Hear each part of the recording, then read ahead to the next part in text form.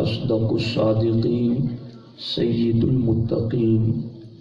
اصدق الصادقین سید المتقین، چشم و گوش وزارت پہ لاکھوں سلام، یعنی اس افضل الخلق بعد الرسل ثانی اثنین ہجرت پہ لاکھوں سلام، مرتبہ حضرت صدیق کا ہے یہ سید، وہ ہر فضیلت کے ہیں جامع نبوت کے سوا۔ دوستان محترم، بھروچ ضلع میں جہاں تک میری معلومات ہے، حضرت ابو بکر الصدیق رضی اللہ تعالی عنہ کا جشن اور ان کا یوم اتنے سالوں سے پابندی سے مچھاسرا کے سوا کسی اور گاؤں میں نہیں منایا جاتا ہوگا۔ یہ اس گاؤں کی ایک جداگانہ خصوصیت اور یہ ہمارے کرم فرما علماء سے محبت کرنے والے مرحوم حاجی سلیمان سیٹھ، انہوں نے یہ طریقہ سالوں سے جاری رکھا ہے۔ اللہ کریم مرحوم کو غریق رحمت فرمائے، اور اللہ رب العزت ابو بکر الصدیق رضی اللہ تعالیٰ عنہ کے عظیم مرتبہ کے طفیل ان کے مرتبوں میں مزید برکتیں عطا فرمائے۔ دوستان محترم، میں کچھ ضروری باتیں آپ سے عرض کرنا چاہوں گا، اور میری گزارش رہے گی کہ آپ لوگ دھیان سے سنیں۔ میں اتنی لمبی بات نہیں کروں گا کہ آپ کی طبیعتیں اکتا جائے، اور آپ کا وقت زیادہ نہیں لوں گا۔ ہمیں اپنی قوم کے وقت کا بھی احساس ہے، اور ان کے عقائد و عمل کی اصلاح کا بھی احساس ہے۔ وقت ملتا ہے تو ہم اس کو غنیمت سمجھتے ہیں، اور کوئی ایک لفظ بھی پوری تقریر میں فالتو ہماری زبان سے ادا نہ ہو، اس کی ہم کوشش کرتے ہیں۔ تو پھر اسی حیثیت سے آپ بھی اسی دھیان اور توجہ اور لگن کے ساتھ گفتگو سننے کی کوشش کریں۔ درود پاک پڑھ لیں ایک مرتبہ۔ اللہم صلی علی سیدنا و مولانا محمد و آلہ و اصحابہ و بارک وسلم، صلاۃ و سلام علیک یا رسول اللہ صلی اللہ تعالی علیہ وسلم۔ سب سے پہلے آپ اس قاعدے کو یاد رکھ لیں کہ اللہ رب العزت نے سارا فضل و شرف، ساری کرامت اور ساری عزتیں اور رہتی دنیا تک کمالات جو کچھ بھی ہیں، اللہ رب العزت نے اس کا مرکز اپنے حبیب علیہ الصلوۃ والسلام کی ذات کو بنایا ہے۔ اللہ کے رسول صلی اللہ تعالی علیہ وسلم کی ذات ہر فضل و شرف اور خیر اور بھلائی کا مرکز ہے۔ اب امت کے اندر فضل و شرف، عزت و کرامت، خیر اور بھلائی اسی کو ملتی ہے جو حضور سے قریب ہوتا ہے، اور پھر جو جتنا زیادہ نبی سے قریب ہوتا ہے اسی قدر اس کو فضل و شرف، عزت و وقار ملتا چلا جاتا ہے۔ اس بات کو اگر آپ سمجھ لیں گے تو میری پوری گفتگو آپ کے لیے سمجھنا نہایت آسان ہوگا۔ حضرت شیخ سعدی رحمۃ اللہ تعالی علیہ ارشاد فرماتے ہیں، گلے خوشبوئے در حمام روزے، رسید از دست محبوب بدستم، بدو گفتم کہ مشکی یا عبیری، کہ از بوئے دل آویز تو مستم، بگفتا من گلے ناچیز بودم، ولیکن مدت باگل نششتم، جمال ہم نشی در من اثر کرد، وگرنہ من ہما خاکم کے ہستم۔ یہ فارسی ربائی ہے۔ اس کا ترجمہ یہ ہے کہ شیخ سعدی رحمۃ اللہ تعالی علیہ فرماتے ہیں، گلے خوشبوئے در حمام روزے، کہ ایک دن میں غسل خانے میں گیا، تو میں نے دیکھا کہ وہاں خوشبودار مٹی پڑی ہوئی ہیں۔ پہلے زمانے میں مسافروں کے لیے غسل خانے یوں بنے ہوئے رہتے تھے، اور اس دور میں صابن وغیرہ کا انتظام نہیں ہوتا تھا، لوگ مٹی ہی سے اپنے جسم کو صاف کیا کرتے تھے۔ حضرت شیخ سعدی کہتے ہیں ممکن ہے کہ یہ ایک مثال انہوں نے پیش کی ہو۔ شیخ سعدی فرماتے ہیں کہ میں ایک دن غسل خانے میں گیا تو میں نے خوشبودار مٹی کو دیکھا، تو میں نے کہا کہ مشکی یا عبیری، اے مٹی تجھ میں خوشبو اتنی زیادہ ہے، تو مشک ہے یا عنبر ہے، تو کیا چیز ہے؟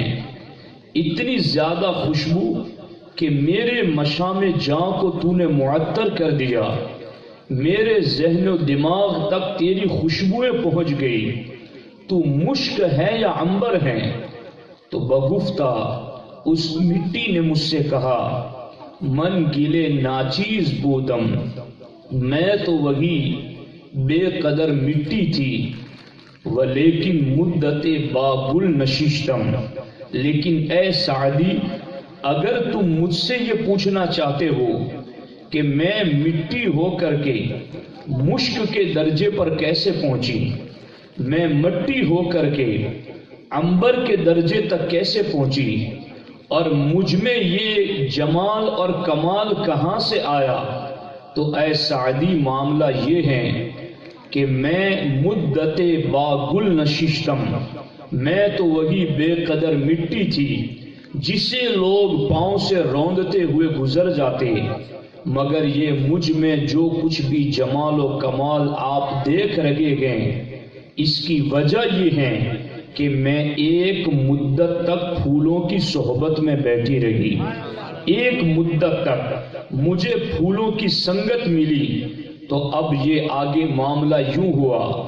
جمال ہم نشیں در من اثر کر، چونکہ تھی مٹی،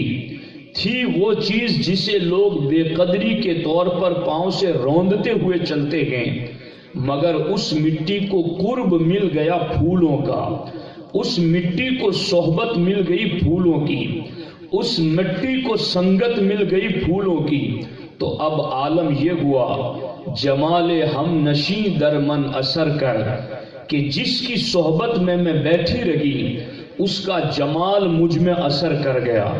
اس کا کمال مجھ میں اثر کر گیا، میں تو وہی بے قدر مٹی تھی کہ مجھ میں کوئی خوشبو نہ تھی، مگر آج مشک اور عنبر جیسی خوشبو کا کمال مجھ مٹی میں اگر آ گیا ہے تو یہ میرے ہم نشی کے قرب کا کمال ہے، یہ پھولوں کا کمال ہے کہ اس کے قرب سنگت اور صحبت میں بیٹھنے کی وجہ سے اللہ نے مجھے بھی خوشبودار بنا دیا ہے۔ اسی طریقے سے حکیم لوگ کہتے ہیں، اہل علم کہتے ہیں کہ تیلوں کو اگر پھولوں کے ساتھ تھوڑی دیر رکھ دیا جائے تو پھر ان تیلوں کے تیل میں بھی پھولوں کی خوشبو آ جاتی ہے۔ تو اس سے کیا پتا چلا، اگر تیلوں کو پھولوں کا قرب مل جائے تو ان پھولوں کی خوشبو ان تیلوں کے تیل میں اتر آتی ہے، اگر مٹی کو گلاب کی سنگت صحبت اور قرب مل جائے تو گلاب کا جمال اس قرب کی وجہ سے مٹی میں اتر آتا ہے۔ اس سے پتا چلا صحبت رنگ رکھتی ہیں، قرب رنگ رکھتا ہے۔ اسی لیے ہمارے نبی علیہ الصلوۃ والسلام نے ارشاد فرمایا الصحبت مؤثرۃ، سنگتیں افیکٹو ہوتی ہیں، سنگتوں کا اثر ہوتا ہے۔ اب جہاں مٹی کو پھولوں کی صحبت مل جائے تو مٹی کو مشک اور عنبر کہا جانے لگے، جہاں تیلوں کو گلوں کا سنگ مل جائے وہاں اس کے تیل میں بھی اس کی خوشبو اتر آتی گئی۔ تو آپ جانتے گئے کہ ابو بکر صدیق رضی اللہ تعالی عنہ کو حضور سید المرسلین خاتم الانبیاء صلی اللہ علیہ وسلم کا کتنا قرب ملا ہے، اور پھر اس قرب کا جمال اور کمال ابو بکر صدیق کے وجود میں کیسے اترا گے۔ اگر آپ اس کو سمجھنا چاہتے ہیں کہ ابو بکر صدیق کو حضور کا قرب کتنا ملا گے، چونکہ ہم اس بات کو فائنل طور پر سمجھ چکے گے کہ سارا فضل اللہ نے حضور کی ذات میں رکھا ہے، اب جو جتنا حضور سے قریب ہوگا اس کو اتنا ہی فضل ملے گا، اس کو اتنی کی فضیلت ملے گی۔ میں صحابہ کرام کی زندگی پڑھا کر کے ابو بکر صدیق رضی اللہ تعالیٰ عنہ کی سیرت کو اپنی حسب وسعت پڑھا کر کے اس نتیجے تک پہنچا ہوں کہ جو قرب نبی کا ابو بکر صدیق کو ملا ہے وہ 1,20,000 صحابہ میں کسی کو نہیں ملا ہے۔ وہ سنگت جو حضور کو ابو بکر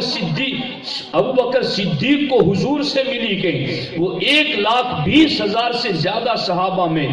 وہ سنگت و صحبت، وہ شرف و صحبت کسی کو نہیں ملا گے۔ حتیٰ کہ معاملہ اس قرب کا اتنا آگے ہے، خدا کی قسم ابو بکر صدیق کا معاملہ دیکھو تو اعلان نبوت سے پہلے ہی ابو بکر صدیق حضور کے قریب گئے، اعلان نبوت کے بعد ابو بکر صدیق حضور کے قریب ہیں، ہجرت کی رات کو ابو بکر صدیق حضور کے قریب گئے، غار ثور کا معاملہ کو ابو بکر صدیق حضور کے قریب گئے، اور پھر اللہ اکبر سفر و حضر، جنگ کا معاملہ کو یا کوئی بھی معاملہ کو، ہر جگہ حضور کے سب سے زیادہ قریب اگر صحابہ میں کوئی ہے تو وہ ابو بکر صدیق ہے۔ یہاں تک کہ میرے آقا فرماتے گئے انت صاحبی علی الحوض وانت صاحبی فی الغار، ابو بکر تو غار میں بھی میرے ساتھ ہے اور حوض کوثر پر بھی میرے ساتھ ہے۔ سرکار فرماتے ہیں لِكُلِّ نَبِيٍّ لَهُ رَفِيقٌ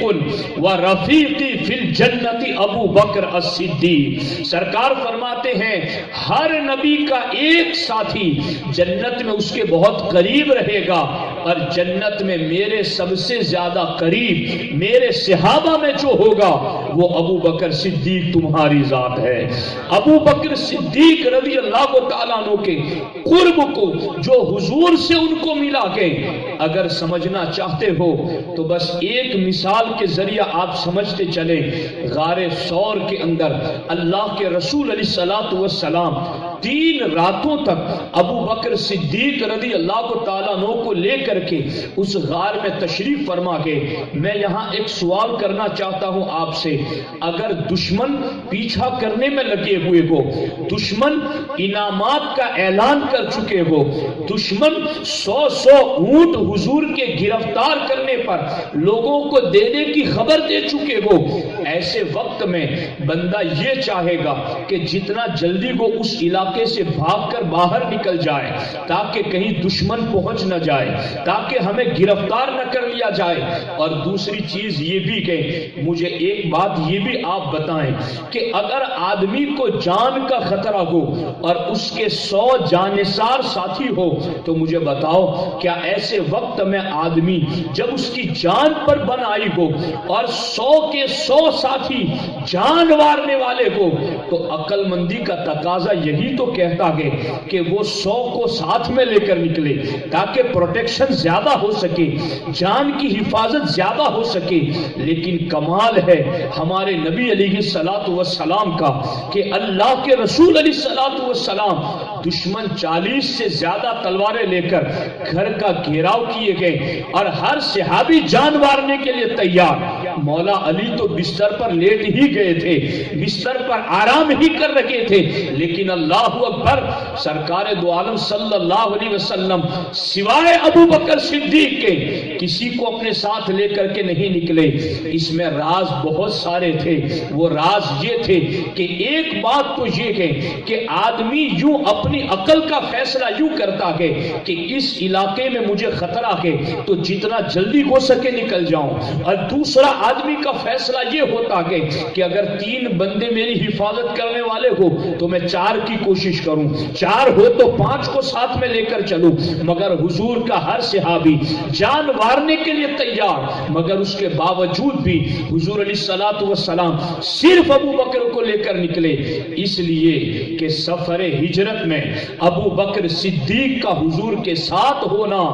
یہ صرف حضور ہی کی مرضی نہیں تھی، یہ رب کا انتخاب تھا۔ اور صرف یہاں سفر ہی طے کرنا نہیں تھا، حضور کے وصال کے بعد جتنے بھی معاملات آنے والے تھے ان سارے معاملات کی اصل میں ابو بکر صدیق کو تربیت بھی دینا تھا، اور اس تربیت کے لیے کوئی ایسی چلہ گاہ ہوتی، کوئی ایسا خلوت قضا ہوتا جہاں ابو بکر اور مصطفیٰ کے سوا دوسرا کوئی انسان نہ ہو، تو سرکار لے کر کے ابو بکر صدیق کو 3 راتوں تک غار ثور میں یوں موجود رہے کہ ابو بکر صدیق کی گود تھی اور حضور کا چہرہ تھا۔ سرکار دو عالم صلی اللہ علیہ وسلم ابو بکر صدیق کی گود میں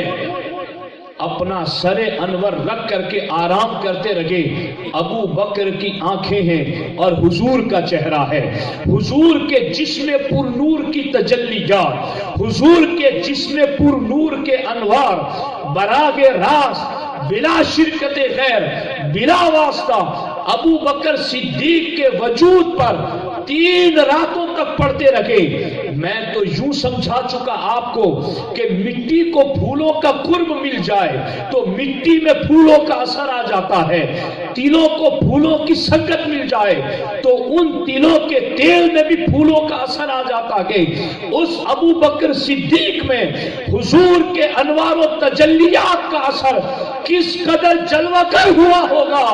جہاں 3 راتوں تک 3 دنوں تک بلا شرکت غیر، بلا واسطہ براہ راست تجلیات مصطفیٰ ابو بکر صدیق کے وجود پر پڑتی رہی، یہاں تک کہ حضور کے قرب کی وجہ سے صدیق میں حضور کی صفتیں، حضور کی عادتیں،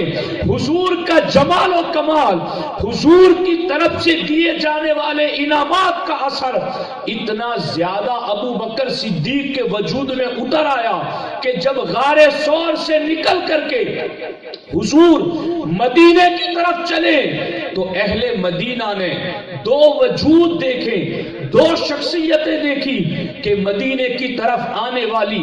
2 شخصیتیں ہیں، اور سارے مدینے والے لوگ یہ دیکھ کر کہنے لگے، صحیح بخاری شریف میں موجود ہے، اہل مدینہ جو حضور کے استقبال میں نکلے تھے انہوں نے دیکھا 2 ذاتوں کو تو دیکھ کر کہنے لگے ما ندری ایہما ہوا، ہمیں پتا ہی نہیں چلتا تھا کہ کون ابو بکر ہے اور کون نبی ہے، ہمیں تو یوں لگتا تھا کہ معاملہ یوں ہے کہ چہرہ صدیق کا ہے، جمال مصطفیٰ کا ہے، قدم صدیق کے ہیں، چلنے کا انداز مصطفیٰ کا ہے، آنکھیں صدیق کی ہیں، نور مصطفیٰ کا ہے، ہاتھ ابو بکر کے ہیں اور پکڑنے کا انداز مصطفیٰ کا ہے۔ یوں لگتا تھا کہ آقا اپنے ساتھ مدینے سے مکے سے ایک آئینہ لے کر تشریف لائے ہیں جس آئینے میں سراپا مصطفیٰ کی تصویر نظر آتی ہے۔ معاملہ یہ تھا کہ صحابہ کنفیوژن میں مبتلا ہو گئے، وہ شک میں مبتلا ہو گئے کہ دونوں میں سے کون نبی ہیں اور کون صدیق ہیں۔ لوگ پہلے ابو بکر کو ملنے لگے تو ابو بکر صدیق سمجھ گئے کہ لوگوں کو اجتماع پڑ رہا ہے، لوگوں کو شبہ لگ رہا ہے، وہ غلام تھے، غلام وہ غلامی میں اپنی شان سمجھتے تھے، فوراً کھڑے ہو گئے اور چادر تان کر حضور کے سر پر کھڑے ہو گئے اور بزبان حال لوگوں میں اعلان کیا، لوگوں مجھ میں جو کچھ بھی تم کمال دیکھتے ہو یہ کملی والے مصطفیٰ کے کمال کا صدقہ ہے، یہ انہی کی خدمت کا کمال ہے، میرا اپنا جو کچھ بھی ہے وہ انہی کے صدقے میں ہے۔ آقا تو یہ ہے میں غلام ہوں، میں تو خدمت کرنے والا ہوں، مگر یاد رکھو اس قرب نے اتنا نوازا اتنا نوازا اتنا نوازا کہ آپ اس قاعدے کو جان چکے کہ جسے اب قیامت تک فضل و شرف عزت و کمال ملے گا وہ قرب مصطفیٰ کی وجہ سے ملے گا، اور قرب مصطفیٰ اس امت کے اندر سب سے زیادہ ملا ہے تو صرف ابو بکر صدیق کو ملا ہے۔ اس لیے اس امت میں قیامت تک کے لیے سب سے افضل ذات ہے تو وہ ابو بکر صدیق کی ذات ہے۔ اب یاد رکھو اس عقیدے پر گفتگو کرنے کی ضرورت ہے، اور یہ بات کوئی فضیلت والی نہیں ہے کہ محض فضیلت کی بات ہو۔ جیسے آپ یوں سمجھ سکتے ہو کہ 2 رکعت بھائی نفل آپ کو ادا کرنی ہے تو آپ پڑھیں گے تو اتنا ثواب ملے گا، اور نہیں پڑھیں گے تو آپ کو کوئی گناہ نہیں ہوگا۔ تو بندہ یہ سمجھتا ہے کہ چلو وقت ملا تو پڑھ لیا، نہیں وقت ملا تو کوئی بات نہیں۔ کیا ابو بکر صدیق کی افضلیت کا اقرار کرنا فضائل کے باب سے ہے؟ ہاں فضائل کے باب سے تو ہے ہی گئے، مگر ابو بکر صدیق کو افضل البشر بعد الانبیاء بالتحقیق ماننا یہ باب العقائد سے ہے۔ اگر کوئی ابو بکر صدیق کی افضلیت کا انکار کرتا ہے تو وہ بندہ دائرہ اہل سنت سے خارج ہو جاتا ہے، اس کا سنیت سے کوئی تعلق نہیں۔ اور میں یہ کوئی بات یوں جذباتی رو میں بہ کر نہیں کر رہا ہوں، یہ میں پڑھ کر کے کر رہا ہوں، یہاں تک کہ سیدنا حضور صدر الشریعہ بدر الطریقہ علامہ امجد علی اعظمی علیہ الرحمہ آپ تو بہار شریعت میں یہاں تک فرماتے ہیں کہ ابو بکر و عمر کی خلافت کا منکر بھی کافر ہے۔ یعنی یہ علماء محسوس کر سکتے ہیں کہ یہ کتنی بڑی بات ہے۔ ابو بکر و عمر کی خلافت کا انکار بھی فقہا کے نزدیک کفر ہے، ان کی افضلیت کا منکر اہل سنت و جماعت سے خارج ہے۔ اس لیے اس عقیدے کو آج جاننا اور سمجھنا بہت زیادہ ضروری ہے، چونکہ آج ایک نیا فرقہ، حالانکہ وہ سالوں سے ہیں مگر آج انٹرنیٹ کی مدد سے اس کے جراثیم چاروں طرف پنپ رہے ہیں، اور پھر یہ کہ اہل سنت و جماعت میں بالعموم اس ٹاپک پر لوگ گفتگو نہیں کر رہے ہیں۔ میں علماء کا خادم ہوں، یا علماء بیٹھے ہیں، ان کی بے ادبی مجھے مقصود نہیں ہے، علم و فضل میں مجھ سے زیادہ ہمارے استاد گرامی بھی تشریف فرمائیں، مگر میں ان کے بارگاہ میں یہ عرض کرنا چاہتا ہوں کہ آج جمعۃ المبارکہ کے خطابات میں عوامی مجموع میں افضلیت سیدنا صدیق اکبر کے موضوع پر گفتگو کرنا اہل سنت کے علماء پر فرض ہو چکا ہے کہ وہ اس ٹاپک پر گفتگو کریں، ورنہ آج لوگ قوالیوں کے باتوں کو عقیدوں میں لے آئے اور لوگ یوں کہنے لگے دمادم مست قلندر علی کا پہلا نمبر، بلا شبہ مولا علی ولیوں کے امام ہیں، بلا شبہ مولا علی ولیوں کے شہنشاہ ہیں، بلا شبہ مولا علی کے درجات بہت بلند ہیں، لیکن جو مولا علی نے ہمیں عقیدہ دیا ہے اس عقیدے پر عمل کرنا یہی تو مولا پاک سے محبت ہے۔ مولا پاک خود فرماتے ہیں لا اجد احدا فضلني على ابي بکر وعمر الا جلدته حد المفتری۔ مولا علی فرماتے ہیں اگر میں نے کسی کو سن لیا کہ کوئی مجھے ابو بکر و عمر سے افضل کہہ رہا ہے تو میں اس کو 80 کوڑوں کی سزا لگاؤں گا، میں اس کو 80 کوڑے ماروں گا۔ اس لیے ضرورت اس چیز کی ہے کہ سرکار مولا علی رضی اللہ تعالیٰ عنہ کے اس بیان کردہ عقیدے پر اہل سنت پہرا دیتے رہیں، جس کو سرکار محدث اعظم ہند علیہ الرحمن نے اپنے شعر میں یوں کہا مرتبہ حضرت صدیق کا ہے یہ سید، وہ ہر فضیلت کے ہیں جامع نبوت کے سوا، نبوت کے سوا ہر فضل ہر کمال ابو بکر صدیق کی ذات میں جمع ہے، کیونکہ قرب نبی کا سب سے زیادہ انہی کو ملا ہے۔ اب میں آگے جو بات کر رہا ہوں اس کو بھی دھیان سے سنیں، بات موضوع سے ہٹ کر نہ جائے اور بات کڑی سے کڑی آپ کے ذہن میں اترتی چلی جائے۔ ابو بکر صدیق صرف دنیا ہی میں حضور کے ساتھ نہیں ہے بلکہ الیواقیت والجواہر میں امام شارانی ارشاد فرماتے ہیں ایک مرتبہ اللہ کے رسول علیہ السلام نے صدیق اکبر رضی اللہ تعالی عنہ سے ارشاد فرمایا اتذکر یوم یوم، ابو بکر کیا تمہیں وہ دن یاد ہے؟ اور وہ دن سے کیا مراد؟ الست بربکم والا دن، یوم الست، یعنی جب اللہ نے سارے انسانوں کی روحوں سے کہا تھا کہ کیا میں تمہارا رب نہیں ہوں؟ تو اللہ فرماتا ہے قرآن میں قالو بلا، ساری روحوں نے کہا تھا بلا کیوں نہیں، تو ہی ہمارا رب ہے۔ اب ہمارے نبی علیہ الصلوۃ والسلام ابو بکر صدیق رضی اللہ تعالیٰ عنہ سے ارشاد فرماتے کہ اتذکر یوم یوم، ابو بکر کیا تمہیں وہ دن یاد ہے؟ تو صدیق اکبر رضی اللہ تعالیٰ عنہ کہتے ہاں حضور مجھے وہ دن بھی یاد ہیں، اور مجھے یہ بھی یاد ہے کہ اللہ نے جب فرمایا تھا کیا میں تمہارا رب نہیں ہوں، تو سب سے پہلے بلا کا جواب آپ کی روح پاک نے عطا فرمایا تھا۔ مجھے یہ بھی یاد ہے حضور۔ اس سے کیا پتا چلا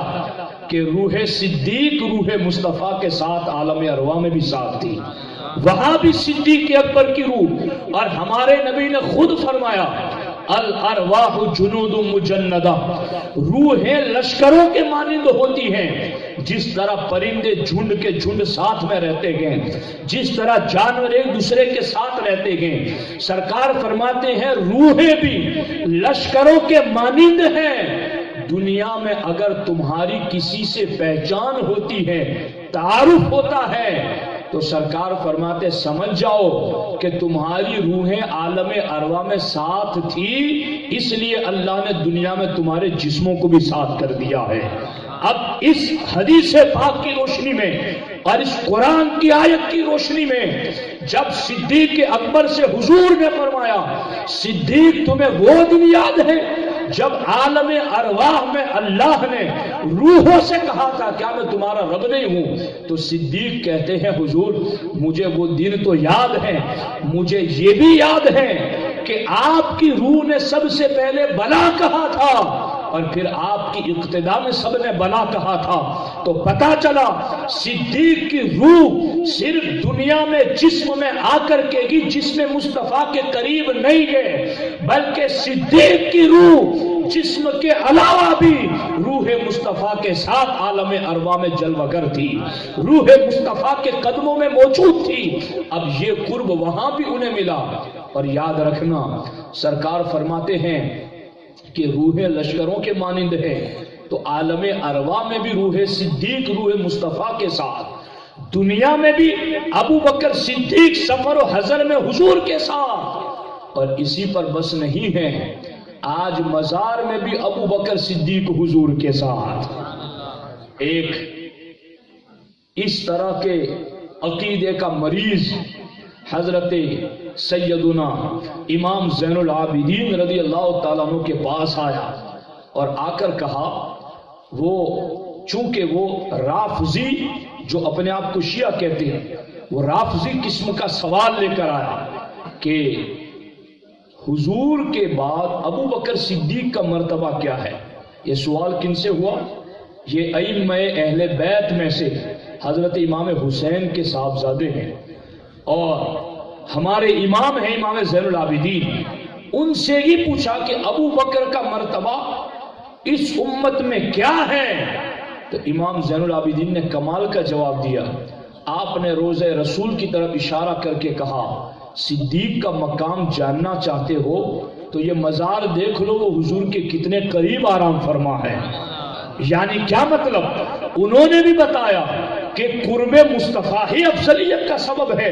اور جو آج بھی حضور کے قریب ہے، تم اب بھی پوچھ رہے ہو کہ حضور کے بعد افضل اس امت میں ہے کون؟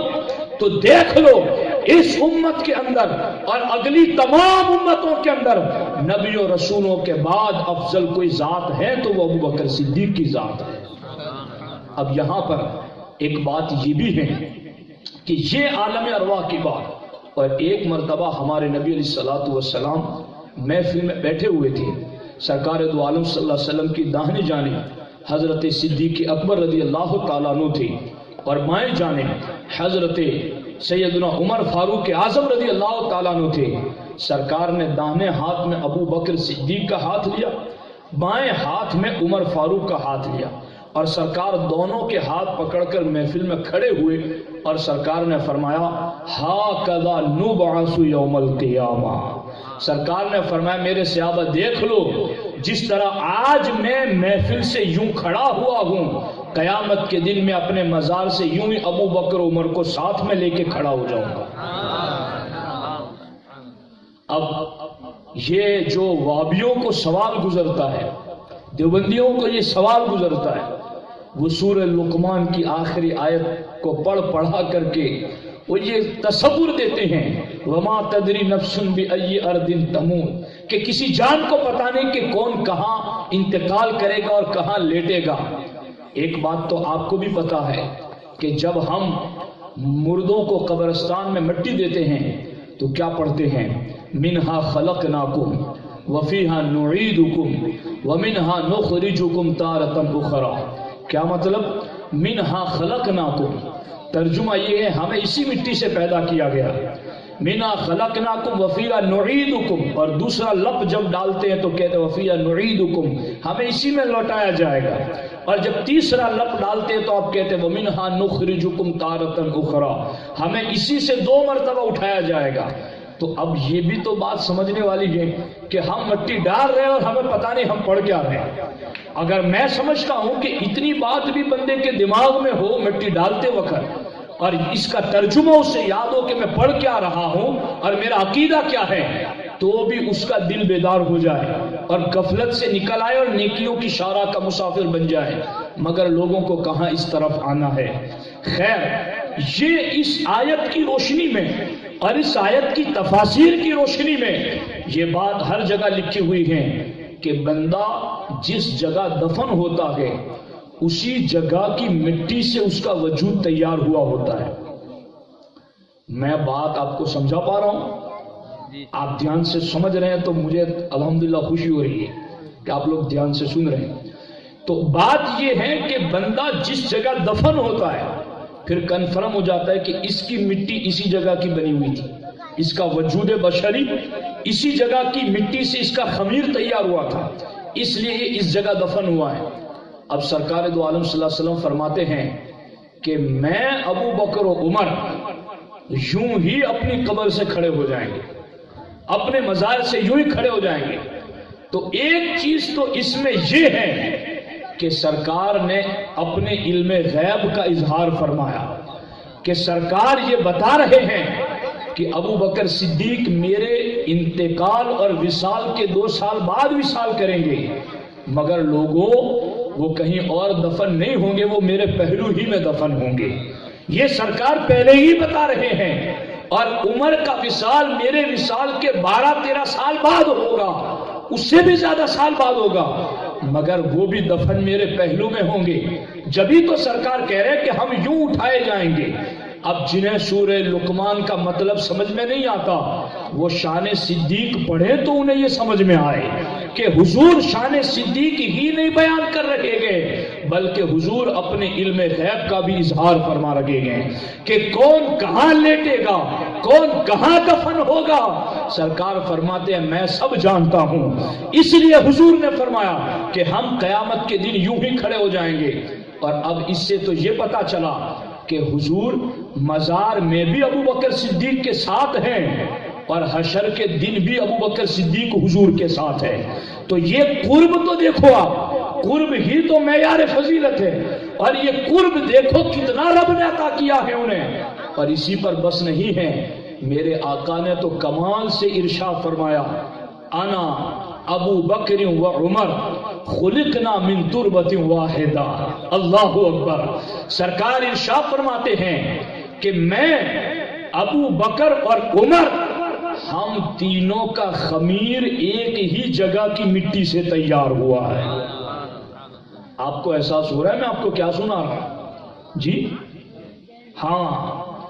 میں ابو بکر و عمر ہم تینوں کا خمیر وجود بشری کے لیے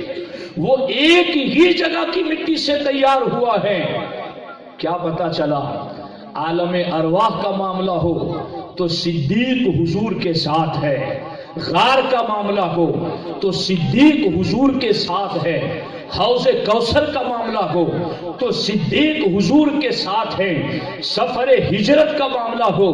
تو صدیق حضور کے ساتھ ہے، بدر کی جنگ میں ایک چھت کے نیچے حضور کا پہرا دینا ہو تو صدیق حضور کے ساتھ ہے، جنگ ہو یا سفر ہو ہر جگہ صدیق حضور کے ساتھ ہے، یہاں تک کہ مزار میں بھی صدیق حضور کے ساتھ ہے، اور حضور کے جسم بشری کا خمیر بھی ابو بکر کے وجود بشری کے خمیر کے ساتھ ہے، یہاں تک کہ ان علماء سے پوچھو یہودی جو اپنی آسمانی کتابوں میں پڑھتے رہے تھے کہ آخری نبی جو ہوں گے وہ جو تابوت آپ نے پڑھا ہوگا دوسرے پارے کے آخری رکوع میں، وہ تابوت حضرت اشمویل علیہ السلام والا اور طالوت رضی اللہ تعالیٰ عنہ والا، وہ تابوت جس میں حضرت موسیٰ علیہ السلام کے حضرت ہارون علیہ السلام کے تبرکات تھے، ان میں ان تبرکات کے ساتھ ساتھ ایک قدرتی تصویر بھی بنی ہوئی تھی، جس تصویر میں ایک کو نبی بتایا گیا تھا من جانب اللہ، یہ قدرتی تصویریں تھی، اور پھر ایک شخصیت کو حضور علیہ السلام کے پیچھے ابتدا میں کھڑا ہوا بتایا گیا تھا، اور دونوں کے بارے میں بتایا گیا تھا کہ یہ نبی ہے اور یہ صدیق ہے۔ تو وہاں اس من جانب اللہ جنت سے اتری ہوئی تصویر میں بھی ابو بکر صدیق حضور کے ساتھ ہے، حضور کے قریب ہے۔ تو خدا کی قسم ہم نے جہاں تک مطالعہ کیا، یہاں تک کہ مجھے حدیثیں اب آتی ہی جاتی گئیں، حضور علیہ السلام نے یہ بھی فرمایا قیامت کا دن ہوگا، دو تخت لگائے جائیں گے اور ان دو تخت کے درمیان ایک کرسی لگائی جائے گی، سرکار فرماتے ہیں ایک تخت پر مجھے بٹھایا جائے گا، ایک تخت پر حضرت ابراہیم خلیل اللہ کو بٹھایا جائے گا، اور بیچ والی کرسی خالی رہے گی تو میں اس پر اپنے یار ابو بکر صدیق کو بٹھاؤں گا۔ اور سرکار فرماتے ہیں اس وقت سارے اہل نشر یہ کہیں گے یا لک من صدیق بین خلیل و حبیب، واہ واہ ابو بکر تیری کیا شان ہے کہ آج تجھے اللہ نے خلیل و حبیب کے درمیان بٹھایا ہے۔ تو وہاں اس جگہ بھی ابو بکر صدیق رضی اللہ تعالیٰ عنہ حضور کے ساتھ ہے، اور اسی پر بس نہیں ہے بلکہ میرے آقا علیہ الصلوۃ والسلام نے ایک مقام پر فرمایا کہ جنت کے 8 دروازے ہیں، کسی دروازے کا نام باب الصلاۃ نمازیوں کا گیٹ، کسی دروازے کا نام باب الزکات زکات دینے والوں کا گیٹ، کسی دروازے کا نام باب الریان روزہ داروں کا گیٹ، کسی دروازے کا نام باب الجہاد مجاہدین کا دروازہ۔ یوں اس طریقے سے جنت کے 8 گیٹ ہیں، پر سرکار فرماتے ہیں اللہ تبارک و تعالی ہر مومن کو جو جس نیکی میں زیادہ شوق رکھتا ہوگا اللہ اس کو اسی دروازے سے بلائے گا، جو پورے دین پر عمل کرتا ہوگا مگر نماز کے بارے میں بہت اہتمام کرتا ہو، بہت شوق رکھتا ہو تو پھر اس کو باب الصلاۃ سے بلایا جائے گا، جو زکوٰۃ کے بارے میں بہت اہتمام کرتا ہو اسے باب الزکوٰۃ سے بلایا جائے گا، جو روزے کے بارے میں بہت احتیاط پر رکھتا ہو اسے باب الریان سے بلایا جائے گا۔ سرکار فرماتے جو جیسا ہوگا نیکیوں میں اس کو اسی دروازے سے جنت میں بلایا جائے گا۔ ابو بکر صدیق رضی اللہ تعالیٰ عنہ وہی موجود تھے، انہوں نے عرض کیا حضور کیا آپ کی امت میں کوئی ایسا بھی ہوگا کہ جسے جنت کا ہر گیٹ اپنی طرف بلائے؟ باب الصلاۃ بھی کئی ادھر سے آ جاؤ، باب الزکات بھی کئی ادھر سے آ جاؤ، باب الریان بھی کئی ادھر سے آ جاؤ، باب الجہاد بھی کئی ادھر سے آ جاؤ، حضور کوئی ایسا بھی آپ کا امتی ہوگا؟ تو میرے آقا فرماتے ہیں ارجو ان تکون منہم، ابو بکر صدیق میری امت کا وہ فرد جسے جنت کا ہر گیٹ اپنی طرف بلائے وہ تم ہی تو ہو، وہ تمہاری ہی ذات ہیں جنہیں جنت کا ہر گیٹ اپنی طرف بلائے گا۔ اور اب کمال تو آگے ہیں کہ بلائے گا جنت کا ہر گیٹ اپنی طرف، مگر بندہ جانا چاہے تو ایک ہی تو دروازے سے جائے گا، 8 گیٹ سے تو نہیں جا سکتا ہے، کہ تو کیا ابو بکر صدیق کو 8 گیٹ سے بلایا جائے گا تو آپ کس گیٹ سے جائیں گے؟ چونکہ جسے ہر گیٹ بلائے اگر وہ ایک گیٹ سے جائے تو اس گیٹ کا بھی تو کمال ہے کہ وہ اور گیٹوں کے مقابل اس گیٹ سے گئے ہیں۔ لیکن مفتی احمد یار خان نعیمی علیہ الرحمہ بڑی عشقیہ بات آپ نے کہی، آپ فرماتے ہیں ہر گیٹ سے ہی ابو بکر صدیق پہلے جائیں گے، باب الصلاۃ سے بھی پہلے، باب الزکوٰۃ سے بھی پہلے، باب الریان سے بھی پہلے۔ وہ کس طریقے سے؟ فرماتے جتنے بھی امت کے نمازی ہوں گے سب کو لائن میں کھڑا کیا جائے گا، ابھی تم نے داخل نہیں ہونا جب تک ابو بکر صدیق قدم نہ رکھتے ہیں۔ باب الزکوٰۃ پر بھی لائن لگی ہوگی، انہیں بھی کھڑا رکھا جائے گا۔ صدیق اکبر باب الصلاۃ سے جائیں گے، پھر باہر آئیں گے، پھر باب الزکوٰۃ پر آ کر کہیں گے ابھی یہ لوگ رکے ہوئے ہیں، پھر صدیق قدم رکھیں گے تو باقی زکوٰۃ دینے والوں کا داخلہ شروع ہوگا۔ یوں جنت کے ہر گیٹ پر اس امت میں سب سے پہلے عمل کے اجر کے طور پر جس کا قدم پڑے گا وہ ذات ابو بکر صدیق کی ذات ہے۔ تو آپ دیکھو تو صحیح کہاں ابو بکر نہیں ہے، کس مقام پر ابو بکر اول نہیں ہے۔ اور میں تو قربان اس بات پر، حضرت ابو درداء رضی اللہ تعالیٰ عنہ کے بارے میں یہ روایت ہے، سرکار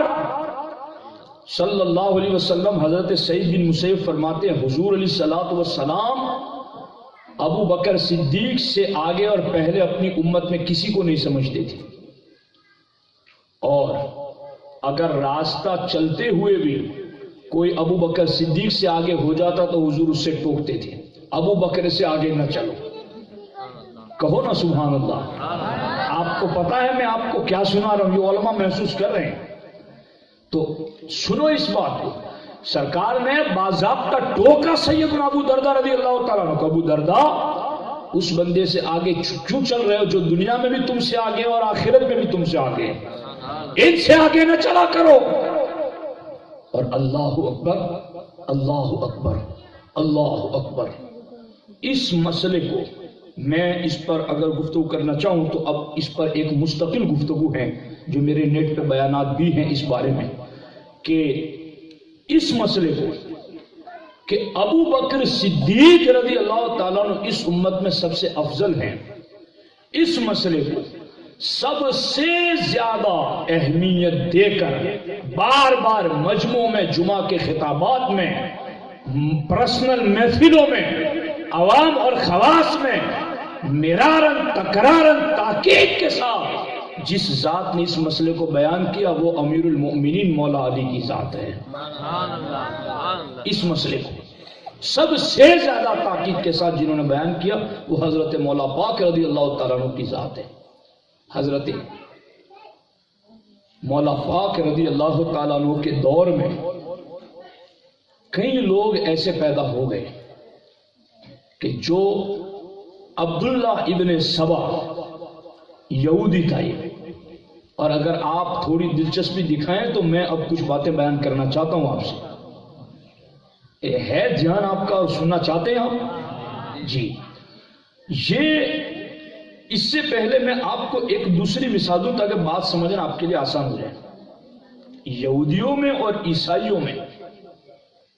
پرانی جنگیں چلتی تھی، بہت لڑتے تھے، یہودی ہمیشہ سازشی رہے ہیں۔ ایک مرتبہ ان یہودیوں کے ایک پادری نے، اور اس کو تفسیر کبیر میں بھی لکھا گیا اور تفسیر نعیمی میں بھی اس بات کو لکھا گیا کہ بولس نام کا ان کا ایک پادری تھا یہودیوں کا، اس نے کہا یار یہ آئے دن کے جھگڑے ہمارے عیسائیوں کے ساتھ ہوتے رہتے اور ہم تعداد میں کم ہیں اور مرتے بھی زیادہ ہیں، میں ایک ایسا کام کروں گا کہ ہمیں تلوار اٹھانی نہیں پڑے گی، عیسائی ہمیشہ آپس میں ہی لڑتے رہیں گے۔ کہا وہ کیا ہے؟ کہا میں جو کہوں وہ تم کرو۔ کہا وہ کیا ہے؟ کہا تم میری ایک آنکھ پھوڑ دو۔ تو لوگوں نے کہا یہ کیسے کرے، آپ ہمارے بڑے ہیں، کہا میں جو کہہ رہا ہوں وہ کرو۔ تو اس کی آنکھ پھوڑ دی گئی، اور اس نے کہا کہ مجھے راتوں رات فلاں عیسائیوں کی بڑی آبادی جہاں ہے وہاں چھوڑ کے چلے آؤ۔ راتوں رات اس کو وہاں چھوڑ دیا۔ اب صبح ہوئی تو اس علاقے کے جتنے بھی عیسائی تھے وہ بولس کو جانتے تھے، چونکہ جنگوں میں کئی مرتبہ سامنے آیا تھا، مقابلے کرتا تھا۔ لوگوں نے دیکھ کر کہا بولس تو عیسائیوں کے علاقے میں؟ کہا بھائی میں تو عیسائی بن چکا ہوں۔ کہا کیسے عیسائی بن چکے ہو؟ کہا یہ میری آنکھ دیکھ رہے ہو؟ کہا ہاں تمہاری آنکھ تو پھوٹی ہوئی ہے۔ کہا اس آنکھ کے پھوٹے ہوئے ہونے میں راز یہ ہے کہ میں رات کو سویا تھا تو چونکہ میں تمہارے ساتھ جنگیں لڑتا رہا، رات کو خواب میں حضرت عیسیٰ علیہ السلام تشریف لائے اور حضرت عیسیٰ علیہ السلام نے ناراض ہو کر خواب میں مجھے تھپڑ مارا تو میری آنکھ پھوٹ گئی، اور میں رات ہی کو یہودیت سے توبہ کر کے حضرت عیسیٰ علیہ السلام کے ہاتھ پر عیسائی بن چکا ہوں۔ تو میں اس لیے اس علاقے میں چلایا ہوں اپنے لوگوں سے بھاگ کر کے، تاکہ وہ لوگ عیسائی بننے کی بنیاد پر مجھے قتل نہ کر دیں۔ تو اب سارے عیسائیوں نے اس کو ہاتھوں ہاتھ لے لیا کہ یہ تو ان کا کمانڈر ہمارے ہاتھ میں آ گیا ہے جی، اور یہ تو اب اس کی زیارت کے لیے سفر کرنے لگے، اس کو دیکھنے کے لیے کہ ہم ایک ایسے بندے کو دیکھیں جس نے حضرت عیسیٰ کو دیکھا ہے اور حضرت عیسیٰ کے ہاتھ پر کلمہ پڑھا، حالانکہ یہ سارا سازش کا تانا بانا تھا۔ اب اس نے اس کے لیے تو یہاں تک روایتوں میں لکھا گیا کہ لوگ جیسے حج کے لیے سفر کرتے ہیں ایسے لوگ اس کے دیدار کے لیے سفر کرتے تھے، جماعت در جماعت، گروہ در گروہ لوگ آتے اس کو دیکھنے کے لیے۔ اب اس نے تعلیم دینا شروع کر دی اور 3-4 وقت مقرر کر دیے، فجر بعد درس دیتا، ظہر بعد، عصر بعد، اور ایسے وقتوں کے اندر اس نے اپنے الگ الگ بندوں کو بلا کر تعلیم دینا شروع کر دیا۔ جو صبح آتے وہ شام نہ آتے، شام آتے وہ صبح نہ آتے، سب کو الگ الگ پڑھاتا، یہاں تک کہ اس کی محبت ان کے دلوں میں رچ بس گئی۔ تو اب اس نے کہا کہ اب چند دنوں میں حضرت عیسیٰ علیہ السلام پر قربان ہونے والا ہوں، چونکہ ان کا عقیدہ تھا کہ حضرت عیسیٰ علیہ السلام سولی پر لٹک گئے، حالانکہ قرآن کہتا ہے وہ سولی پر نہیں لٹکے۔ وما قتلوہ وما صلبوہ، نہ انہیں کسی نے قتل کیا نہ کسی نے سولی دی، بل رفعہ اللہ الیہ، بلکہ اللہ نے حضرت عیسیٰ علیہ السلام کو زندہ آسمانوں پر اٹھا لیا۔ تو اب اس نے پڑھا کر کے اپنی محبتیں بٹھا دی اور روزانہ 3-4 گروہوں کو تعلیم اور تربیت دیتا، اور پھر اس نے کہا کہ اب چند دنوں میں حضرت عیسیٰ کے نام پر قربان ہو جاؤں گا، تم مجھ سے جو کچھ سیکھنا ہے سیکھ لو۔ اب لوگ اور زیادہ شوق میں آنے لگے، یہاں تک کہ صبح جو گروہ آیا ان کو اس نے بتایا، جان ہے نا آپ کا، میں پورا نقشہ سمجھانا چاہتا ہوں۔ اس نے بتایا کہ ایک بات مجھے بتاؤ، تمہارے گھر میں کتنے بندے ہیں؟ کہا ہمارے گھر میں 10 بندے ہیں۔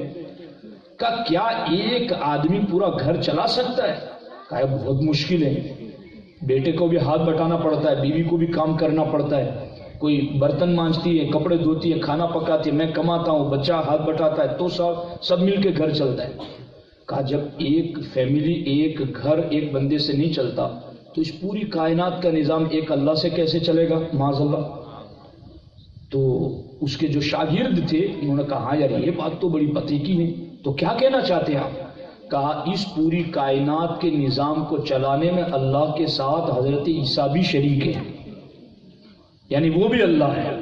حضرت مریم بھی اللہ ہے، پر یہ عقیدہ انہیں بتا دیا اور پھر ان کو روانہ کر دیا۔ اب دوسرا گروہ آیا، ان کو کہا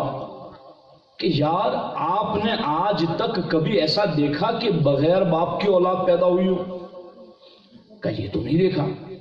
کہا پھر یہ عیسیٰ علیہ السلام بغیر باپ کے پیدا نہیں ہوئے، معاذ اللہ یہ اللہ کی اولاد ہے۔ تو ان کے دماغ میں بھی بیٹھ گئی بات، ان کو بھی روانہ کر دیا۔ تیسرے گروہ کو بلایا اور ان کو اس طرح سے الگ الگ عقیدے پلائے۔ سمجھ آ رہی ہے بات آپ کو؟ اور پھر اس کے بعد وہ صبح ہونے سے پہلے بھاگ گیا اپنے علاقے میں جی، اور صبح اس کے جانے کے بعد سارے گروہ وہاں چرچ میں جمع ہوئے۔ تو ایک گروہ کہنے لگا کہ ہمیں تو یہ بتا کر وہ گئے ہیں، دوسرا کہتا تھا نہیں ہمیں یہ بتا کر گئے، تیسرا کہتا تھا نہیں ہمیں یہ بتا کر گئے ہیں،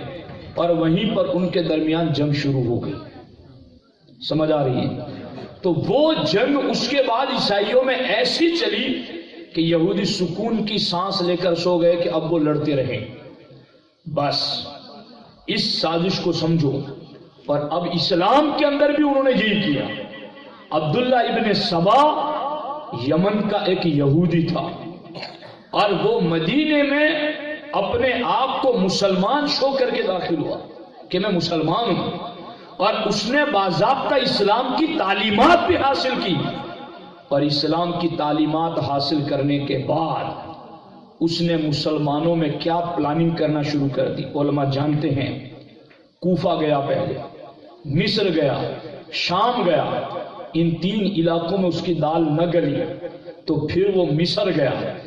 اور مصر گیا تو وہاں اس کی بات لوگوں نے سن لی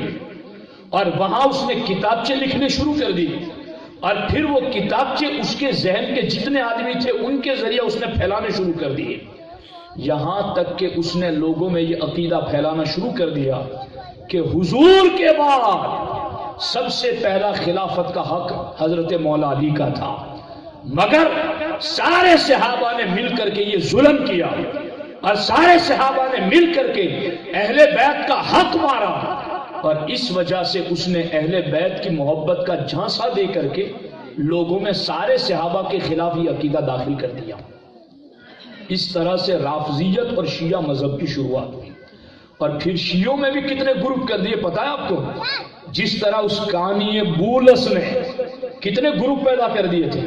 عبداللہ ابن سبا یہودی اس نے کئی گروپ پیدا کر دیے, یہاں تک کہ باضابطہ شیعوں کے رافضیوں کے 34-35 سے زیادہ گروپ کا ذکر تو شاہ عبدالعزیز محدث دہلوی علیہ الرحمہ نے فرمایا. سمجھ آ رہی ہے کہ نہیں آ رہی؟ ان میں سے بعض تو وہ تھے جو مولا علی کے سامنے جا کر یہ کہتے تھے علی تم اللہ ہو. مولا علی نے اس پر انہیں سزا دی, اور مولا علی کے سامنے جا کر اور لوگوں میں باتیں کرتے ہیں کہ مولا علی اس امت میں سب سے افضل ہے, اور مولا علی کا حق مارا ابو بکر عمر نے. کیوں ایسا پروپیگنڈا ان یہودیوں نے کیا؟ کیونکہ حضور کے بعد اس امت کا جو نظام جس بندے نے قائم کیا ہے, مولا علی فرماتے ہیں وہ ابو بکر صدیق نے قائم کیا ہے. چونکہ حضور جب تک حیات ظاہری میں تھے تب تک تو وحی اتر رہی تھی, حضور خود نبی تھے, جو کچھ ہوتا ہم حضوری سے سیکھ لیتے, پوچھ لیتے. مگر حضور کے بعد جب وحی بند ہو گئی, نبوت کا دروازہ بند ہو گیا, اب نبی کی غیر موجودگی میں وحی نہ اترنے کے زمانے میں امت کی کشتی کو لے کر کنارے تک کیسے پہنچنا ہے؟ مولا علی کہتے یہ ہم کو سکھایا ہے تو ابو بکر صدیق نے سکھایا ہے, اور انہوں نے جب چل کر کے ہمیں سکھایا تو بعد میں ہمیں پتا چلا کہ ہمیں اب بعد میں کیسے سلطنت اور خلافت کو لے کر کے چلنا ہے. اب ایک بات یہاں پر میں یہ عرض کرنا چاہتا ہوں, بالخصوص میرے استاذ گرامی کی توجہ چاہتا ہوں اس پر, اور دیگر علماء اور آپ کی توجہ بھی چاہتا ہوں اس پر, کہ ابھی ایک ایسا ٹرینڈ چلا ہے کہ بھئی فلاں کتاب میں فلاں بزرگ کا قول ہے, فلاں کتاب میں فلاں بزرگ کا قول ہے. جیسے ابھی عقیدہ معصومیت کے حوالے سے جو بحث چل رہی ہے, تو اہل سنت کا عقیدہ حضور صدر الشریعہ نے لکھا ہے کہ نبی اور فرشتوں کے سوا کوئی معصوم نہیں. دھیان ہے آپ کا؟ تو مجھے آپ ڈسٹرب نہ کریں, آپ توجہ رکھیں میری طرف. نبی اور فرشتوں کے سوا کوئی معصوم نہیں ہے.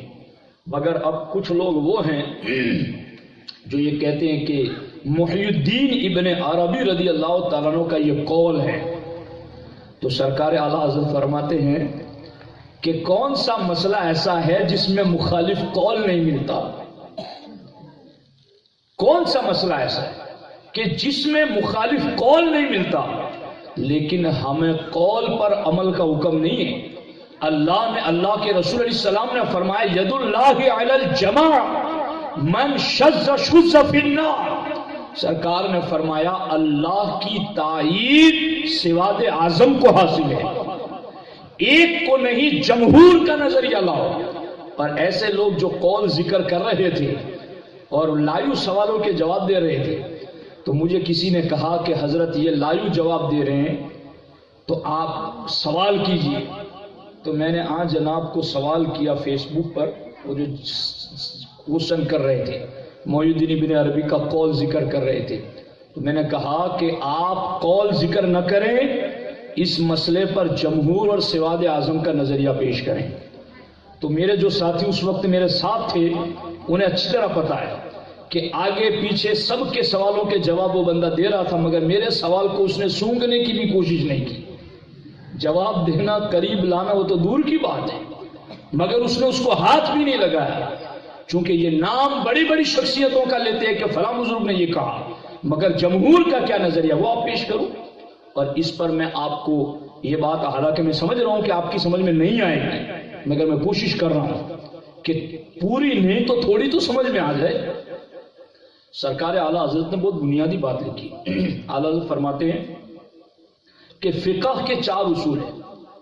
اور اسی طرح عقائد کے بھی 4 اصول ہیں۔ کون سے؟ کتاب، سنت، اجماع امت اور قیاس مجتہدی، یعنی ان 4 دلیلوں سے مسئلے نکلتے ہیں۔ اور عقائد کے اندر 4 اصول کون سے ہیں؟